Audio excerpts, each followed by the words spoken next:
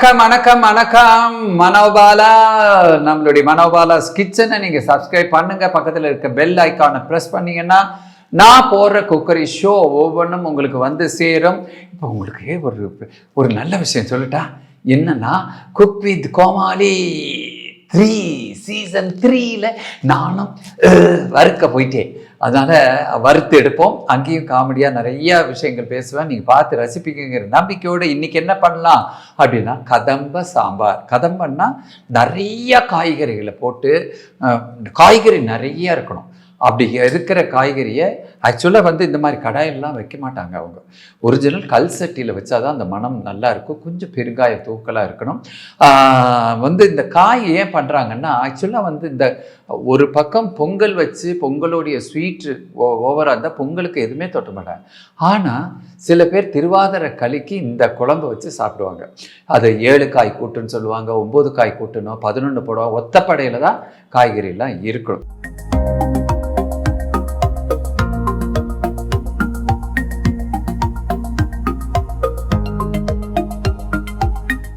இன்னுக்கும் அதுக்கு தேவையான எல்லா காய்கறியும் நான் வெட்டி வச்சுருக்கேன் பாருங்கள். அப்புறம் கொஞ்சோண்டு வெங்காயம் கட் பண்ணி, ஒரு சின்ன வெங்காயம் கட் பண்ணியிருக்கேன், ஒரு தக்காளி கட் பண்ணியிருக்கேன். பருப்பு பரங்கிக்காய் போட்டு, பரங்கிக்காய் சின்ன துண்டு பரங்கிக்காய், அந்த பரங்கிக்காய் போட்டு துவரம்பருப்பு ஒரு பிடி அளவு வேக வச்சு அது தண்ணியோடு எடுத்து வச்சுருக்கேன். புளி நான் பேஸ்ட் எடுத்திருக்கேன். அதனால் நீங்கள் பார்த்துங்க, புளின்னா சின்ன எலுமிச்சம்பழம் சைஸ் இருந்தால், புளி தூக்கலாக இருக்கக்கூடாது. ஏன்னா தக்காளியும் செய்கிறது. பெருங்காய பொடி, இந்த வறுத்த அரைச்ச பொடி, அதில் என்னென்னா துவரம்பருப்பு, கடலைப்பருப்பு, உளுந்தப்பருப்பு எல்லாமே ஒவ்வொரு டீஸ்பூன். அப்புறம் கொஞ்சம் மிளகு, 1/2 டீஸ்பூன் மிளகு, வெந்தயம், அடுத்தது மல்லி, வரமல்லி 2 டீஸ்பூன். அதுதான் கொஞ்சம் தூக்கலாக இருக்கணும். அதுக்கு பிறகு கொஞ்சம் அரிசி, ஏன்னா பைண்டிங்காக அரிசி. அது நல்லா கொதிச்சு எல்லாம் வரும்போது இதை போட்டு கிண்டி விட்டு ஒரு மணம் வந்தோடனே கொத்தமல்லி தூவி இறக்க வேண்டியதான். மஞ்சள் பொடி வச்சுருக்கேன், சாம்பார் பொடி 2 ஸ்பூன் வச்சுருக்கேன், கொஞ்சம் வெல்லம். அந்த வெல்லம் எதுக்குன்னா, எப்போதுமே அந்த லேசான அந்த காரத்தோடு அந்த ஸ்வீட் இருந்தால் ரொம்ப நல்லாயிருக்கும். உப்பு வச்சுருக்கேன். இவ்வளோ தாங்க இதுக்கு தேவையான பொருட்கள். இப்போது அந்த காயையும் நான் வேக வச்சு கொண்டு வந்துட்டேன். அத்தனை காயும் வேக வச்சுட்டேன். அப்போது பருப்பும் வேக வச்சுட்டீங்க, காயும் வேக வச்சு, இப்போ என்ன தாளிக்கிற மாதிரி ஐட்டங்கள் பண்ண வேண்டியது. அவ்வளோதானுங்க. சிம்பிள் அண்ட் பியூட்டிஃபுல்லான கதம்ப குழம்பு உங்களுக்காக ப்ரிப்பேர் பண்ண ரெடியாக இருக்கேன். ஓகேங்களா? அடுப்பை பற்ற வச்சுக்கிறேன். ஓகேங்களா?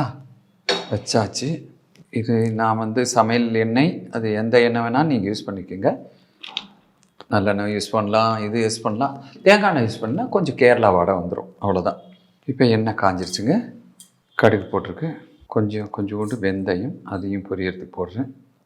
கொஞ்சம் உளுத்தம்பருப்பு, கடலைப்பருப்பு இருந்தாலும் போடலாம், உளுத்தம்பருப்பு இருந்தாலும் போடலாம். அவ்வளோதாங்க தாளிக்கிற ஐட்டம். அந்த வறுத்து அரைக்கிறதுல சொன்னேனே, அதில் கிட்டத்தட்ட ஒரு 7 வரமிளகாவும் சேர்த்து வறுத்துருங்க. நம்மளுக்கு என்னதான் சாம்பார் பொடி இருந்தாலும் இந்த வரமிளகா பொடிங்கிறது ரொம்ப அந்த மணத்தை கொடுக்கும். அது போடுங்க, அப்போ உங்களுக்கு ரொம்ப சிறப்பாக இருக்கும். இதில் அந்த 2 வரமிளகாவை போட்டுருங்க. ஓகேங்களா? கடுகு, இந்த எண்ணெயில் எப்போதுமே சில எண்ணெய்கள் டப்புன்னு கடுகு வெடிக்கிறது தெரியும். கொஞ்சம் ஜாஸ்தி எண்ணெய் இருந்தால் கடுகு உள்ளேயே பொரிஞ்சுக்கும். அதை பார்த்துக்கோங்க. இப்போ எனக்கு சத்தம் வருது, அதனால் நான் வெங்காயத்தை போட்டுருவேன். நான் பெரிய வெங்காயம் கொஞ்சம் பெரிய ஸ்லைஸில் கட் பண்ணி போட்டிருக்கேன். நீங்கள் சின்ன வெங்காயம் தானே ஒரு 10லேருந்து 15 வெங்காயம் போடுங்க, ரொம்ப மணமாக இருக்கும். எப்போதுமே வெங்காயம் வதங்கிறதுக்கு மட்டும் கொஞ்சம் உப்பு சேர்த்துக்கிட்டா வெங்காயம் சீக்கிரம் வரும். இப்போ தக்காளியும் போட்டுடலாம். இந்த கருவேப்பிலை போட்டுருங்க.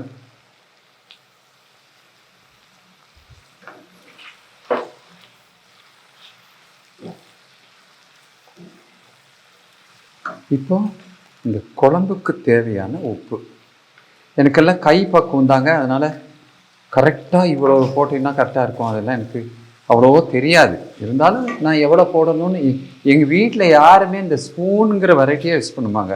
எல்லாருக்குமே எங்கள் வீட்டில் இருக்க லேடிஸாக இருக்கட்டும், எல்லாருமே கை பக்குவத்தில் தான் அதாவது கூடுதல் குறைச்சல் இன்னும் கொஞ்சம் சேர்க்கணும் அதெல்லாம் இருக்கவே இருக்காது.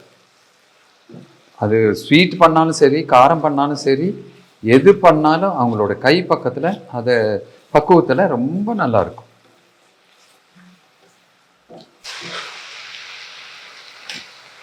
இப்போ இந்த வேக வச்ச காய்கறியில் அதை டோட்டல் தண்ணியோடு ஊற்றிடுறேன். கொஞ்சம் மஞ்சப்பொடி போட்டு வேக வச்சிருந்தேன், அது அப்படியே மொத்தமாக.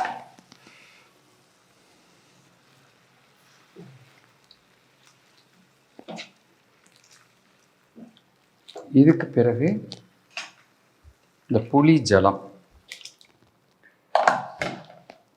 அது ஊற்றிட்டேன். ஓகேங்களா? இப்போ பொடிகளை சேர்க்க ஆரம்பிக்கலாம். மஞ்சத்தூள் கொஞ்சம், ஏன்னா எல்லாத்துலேயும் மஞ்சள் பொடி போட்டு வேக வச்சுருக்கனால தூளை ரொம்ப ஜாக்கிரதை பார்த்து யூஸ் பண்ணுங்கள்.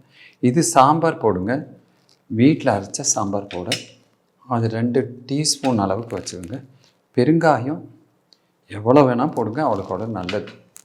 இந்த பொடி அந்த அரைச்ச பொடி அப்புறம் கடைசியில் தான் போடணும்.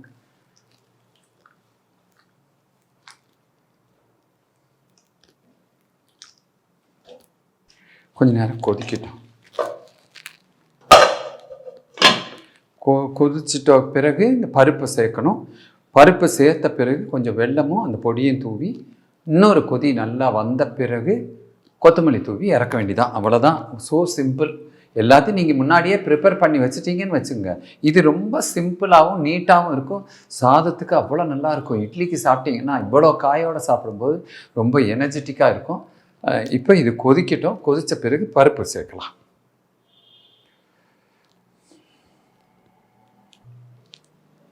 கலந்து பார்ப்போம். பாருங்கள், சாம்பாரோட மனம் வந்து அது இது வீட்டில் அரைச்ச பொடியாக இருக்கிறதுனால உடனே வந்துடும். இந்த இதில் சில பேர் சாம்பாரில் பூண்டெல்லாம் போடுவாங்க. அது ஆக்சுவலாக அவங்க அதர் கேஸ்ட்லாம் போடுவாங்க. ஆக்சுவலாக அதுவும் ரொம்ப நல்லது. அப்படி போட்டு பண்ணுறது நல்லது. ஆனால் நாங்கள்லாம் பூண்டு சேர்க்க மாட்டோம். வெங்காயம் சேர்க்குறதே பெரிய விஷயம். எங்கள் வீட்டில் ஞாயிற்றுக்கிழமை மட்டும்தான் சின்ன வெங்காயம் சேர்ப்பாங்க. பெரிய வெங்காயம்லாம் சேர்க்கறதுக்கு ரொம்ப இதுவே இல்லை. வடையில் கூட சேர்க்க மாட்டாங்க. அப்படின்னா பாருங்கள். இப்போ இது ஆயிடுச்சுங்க. இப்போ அதோட சேர்த்து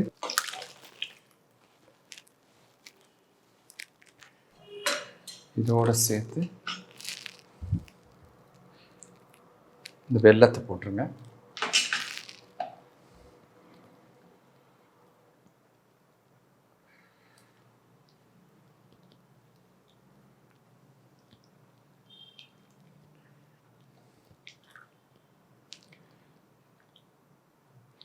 இப்போ பாருங்கள், இப்போ இந்த கன்சிஸ்டன்சி கொஞ்சம் லூஸாக, அதாவது சாம்பார் மாதிரி இருக்குது. ஆனால் கொஞ்சம் திக்கு சாம்பார் வரணும் அப்படிங்கிறதுக்கு தான் அந்த பொடியில் அரிசியெல்லாம் இருக்கு இல்லையா, அந்த அரிசியெல்லாம் சேர்க்கறதுனால ரொம்ப தூக்கலாக மல்லியோட வாசனையும் அந்த மிளகோட வாசனையும் எல்லாத்தையும் சேர்த்து, வர மிளகாய் இதெல்லாம் சேர்த்து அரைச்சிருக்கோம், தேங்காய் போட்டிருக்கோம். அப்படிங்கிறதுனால கொஞ்சம் வைக்கணும். ஏன்னா அந்த பொடியை நீங்கள் வாங்கி இந்த மாதிரி ஒரு கண்டெய்னரில் போட்டு மூடி வச்சுட்டு, காற்று போகாத அளவுக்கு மூடி வச்சிட்டிங்கன்னா 1 வாரத்துக்கு தேவையான அரைச்சி விட்ட சாம்பார், உங்களுக்கு அரைச்சி விட்ட பொரியல், வாழைக்காய் பொரியல் பண்ணும்போது மேலாக தூவி இறக்கிடலாம். புளியோதரை பண்ணும்போது மேலாக தூவி இறக்கிடலாம். இவ்வளோ விஷயங்கள் அதில் இருக்குது அந்த பொடியில். அது ரொம்ப மணமாகவும் இருக்கும். மல்லி சேர்க்கறதுனால ரொம்ப சுவையாகவும் இருக்கும். அதுலேயே நீங்கள் போர்டில் தஞ்சாவூர் பக்கம்னா போட்டால் அரைச்சி விட்ட சாம்பார்னு போர்டில் ஃபஸ்ட்டு இருக்கும். அப்படின்னாலே உள்ளே புகுந்துருவாங்க எல்லாரும். ஏன்னா அந்த கொஞ்சம் நெய்யை போட்டு இந்த அரைச்சி விட்ட சாம்பாரை சாப்பிட்டா என்னமா இருக்குன்றீங்க. இப்போ பாருங்கள், கொதி வந்துடுச்சு. பருப்பு போட்ட பிறகு இப்போ இந்த பொடியை மேலாக தூவுறேன்.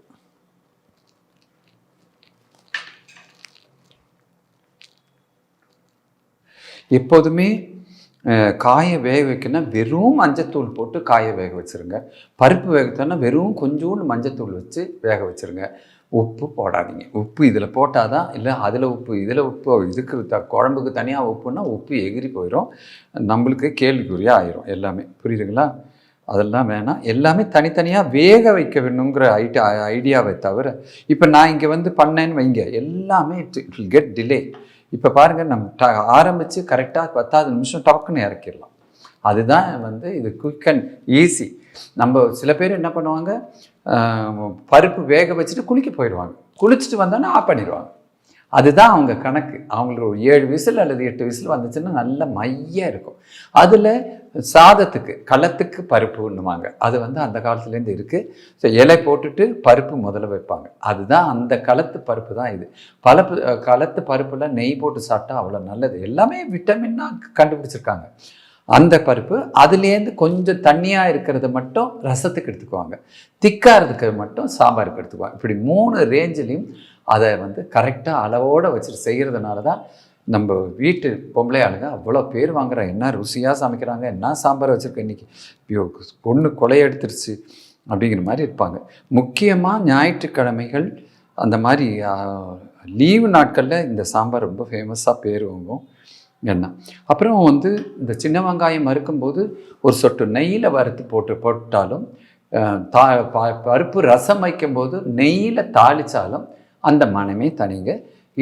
நம்ம வந்து ஈயச்சொம்பில் ரசம் வச்சுன்னா அந்த ஈயச்சொம்போட மனமும் சேரும். அப்படியே ஈயச்சொம்பை தூக்கி அடுப்பில் வச்சுறாங்க, உருகி போயிடும். அப்படி வைக்கக்கூடாது. எல்லாத்தையுமே கரைச்சிட்டு அதில் புளி தண்ணியிலேருந்து எல்லாம் கரைச்சி வச்சுட்டு பொடியை போட்டு மிளகாய் போடுறதா இருந்தால் போட்டு தக்காளியை போட்டுட்டு அது தூக்கி வச்சுன்னா கொதியும். ரொம்ப சிம்மில் வைக்கணும் ரசம்லாம். அது கொதித்து வரப்போ கடைசியில் இந்த பருப்பு தண்ணியை ஊற்றி மேலே கொத்தமல்லி போட்டு இறக்கிடுவாங்க. அவ்வளோதான். எல்லாம் சிம்பிள், சுவையாகவும் இதுவாகவும் இருக்கும். அதுதான் இதில் உள்ள ரொம்ப முக்கியமான விஷயம். நீங்கள் பார்க்க வேண்டியது. நல்லா ஒரு கொதி வரட்டுங்க, கொத்தமல்லி போட்டு தூவிட்டு இறக்க வேண்டியதுதான். தலைன்னு குழம்பு வருது. கெட்டியாகணுன்னா இன்னும் கொஞ்சம் நேரம் இருக்கணும். பட் இது சாம்பார் கன்சிஸ்டன்சி கரெக்டாக இருக்கிற மாதிரி தெரியுது. அதனால் இதுவே போதும். இப்போ இது மேலே கொத்தமல்லியை போட்டிருக்கு. எவ்வளோ போட்டாலும் கொத்தமல்லி திங்க வேண்டிதான். ஓகேங்களா? அவ்வளோதாங்க. ஆஃப் பண்ணிடுறேன். ஸ்டவ் ஆஃப் பண்ணிட்டேன். பாருங்கள், சுவையான கதம்ப சாம்பார் ரெடி. நீங்கள் சாப்பாட்டில் வெள்ளைச்சோறில் போட்டு கொஞ்சோன்னு நெய்யை விட்டு இந்த காயே வச்சுட்டு நீங்கள் இதுக்குன்னு தனி காயெல்லாம் பண்ணவே தேவையில்லை. இந்த காயே வச்சு அமைக்கினீங்கன்னு வைங்க, கிட்டத்தட்ட மத்தியானம் ஒரு 2 to 3 hours உங்கள் பேச்சை நீங்களே கேட்காம தூங்கலாம். அப்படி நல்ல தூக்கம் வரும். என்ஜாய் பண்ணுங்கள் லைஃப்பை. தேங்க்யூங்க. அடுத்த டிஷ்ஷோடு மீண்டும் சந்திக்கிறேன். தேங்க்யூ.